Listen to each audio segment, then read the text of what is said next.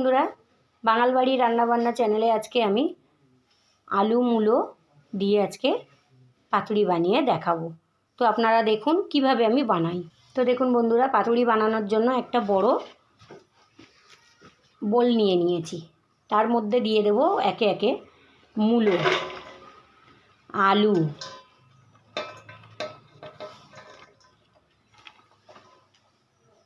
দিয়ে দেব পেঁয়াজ কুচি, দিয়ে দেব রসুন কুচি, দিয়ে দেব পরিমাণ মতন লবণ,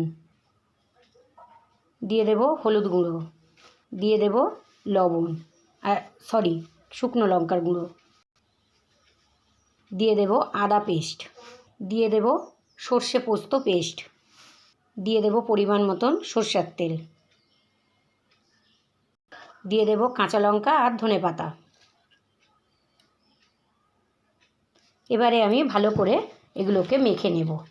মাখা হয়ে গেলে কলা পাতাতে দিয়ে দেব। আগে থেকে কলা পাতাটা আমি সেঁকে নিয়েছি। দেখুন বন্ধুরা, মাখা আমার রেডি হয়ে গেছে। এবারে আমি পাতার মধ্যে দিয়ে দেব। অল্প করে আমি, একেবারে হবে না, এটাকে আমি দুবারে বানিয়ে নেব। তো আমি একবারে আপনাদের দেখাবো।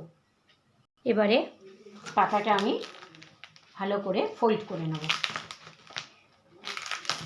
এইভাবে আমি পাতাটাকে ফোল্ড করে নেব। চলুন দেখা যাক। এবারে আমি গ্যাসের উপরে একটা তাওয়া বসাবো। তো দেখুন বন্ধুরা, গ্যাসের উপরে তাওয়া বসিয়েছি। এবারে এর উপরে আমি পাতুরিটা দিয়ে দেব।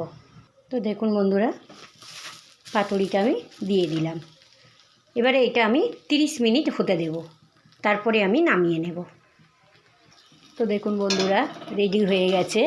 এবারে আমি নামিয়ে নেব। তো দেখুন বন্ধুরা, এইভাবে বানিয়ে নিলাম মূলো পাতুরি। তো আপনারা এইভাবে বাড়িতে বানিয়ে খেয়ে দেখুন, খুব ভালো লাগবে। আর তার সঙ্গে সঙ্গে একটা করে লাইক, কমেন্ট, শেয়ার, সাবস্ক্রাইব করে দেবেন। আর ভিডিওটা প্রথম থেকে শেষ পর্যন্ত দেখুন কিভাবে বানালাম মূলো পাতুরি। শুভ দুপুর।